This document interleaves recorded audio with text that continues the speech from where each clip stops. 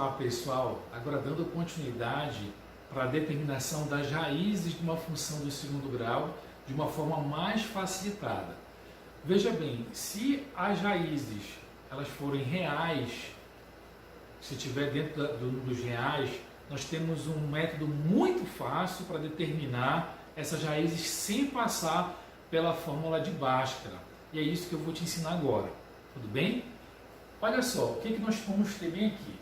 Eu tenho a minha função do segundo grau e você sabe, para que você consiga determinar as raízes, você precisa fazer f de x igual a zero, tudo bem? Quando você faz f de x igual a zero, você passa a ter uma equação do segundo grau. Então veja, da maneira como está aqui, é uma função do segundo grau, e se eu colocar um zero aqui, passa a ser uma equação do segundo grau. Pois bem, essa equação do segundo grau, eu posso trabalhar isolando o x, e foi isso que Bhaskara fez. Ele isolou a variável x, e aí, isolando a variável x, ele percebeu que ele encontraria dois valores. Quando o delta for positivo, logicamente, ou zero. Eu posso encontrar duas raízes. Só que esse processo de encontrar as raízes por meio da fórmula de Bhaskara é um processo bem árduo, né? Porque eu preciso pegar todos os coeficientes, jogar, fazer um cálculo.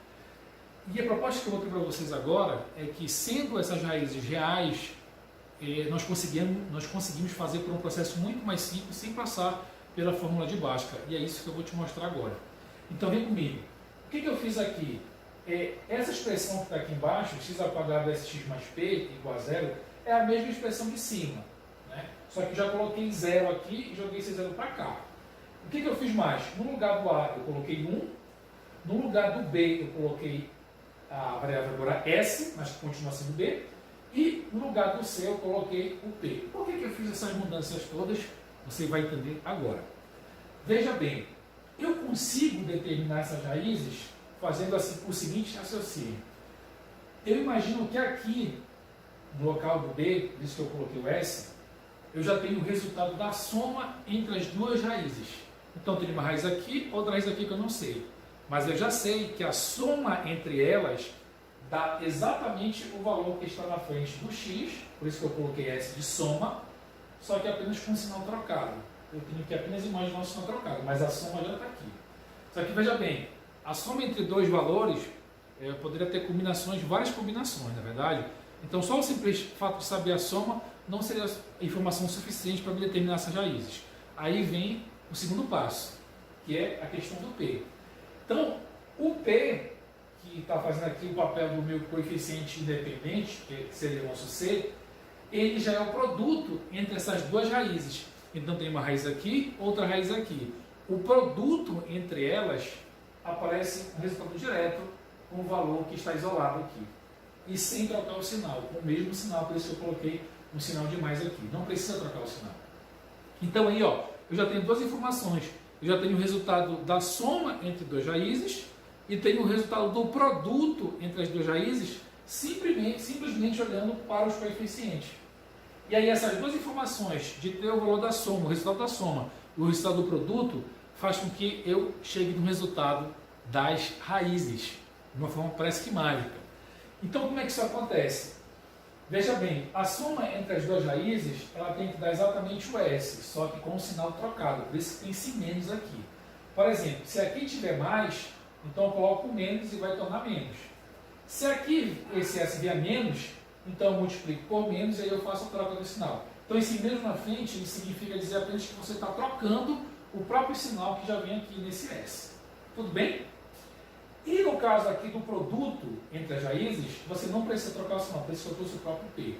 Então eu consigo achar, dizendo que a soma entre duas raízes dá o valor de S no sinal trocado e o produto entre duas raízes dá o próprio P. Fazendo raciocínio com isso aqui, eu consigo achar as duas raízes e eu vou te mostrar através de um exercício muito bacana como é que a gente faz isso. E aí é só questão de treino depois.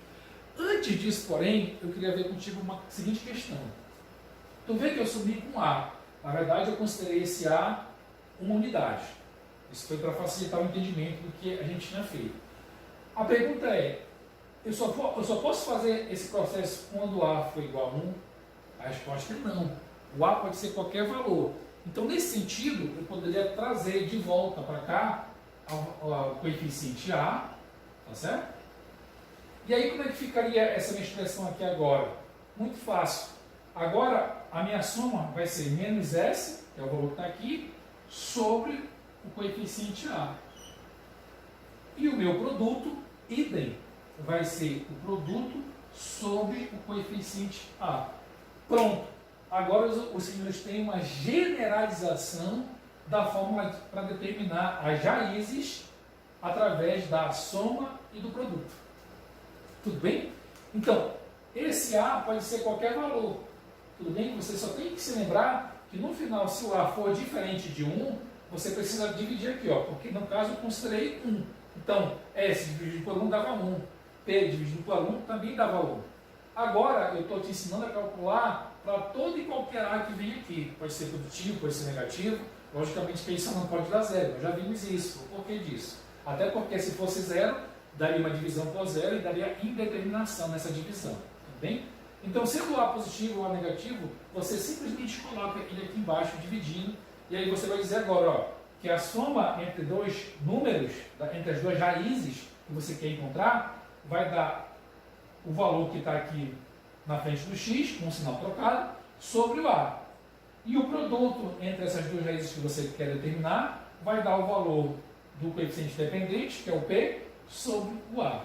Está aí a fórmula geral para se determinar as raízes de uma função do segundo grau sem ter que passar pela fórmula de Bhaskara. Tudo bem? Eu vou completar agora com exercício para que vocês possam fixar esse conhecimento de determinação das raízes por soma e produto. Vamos lá.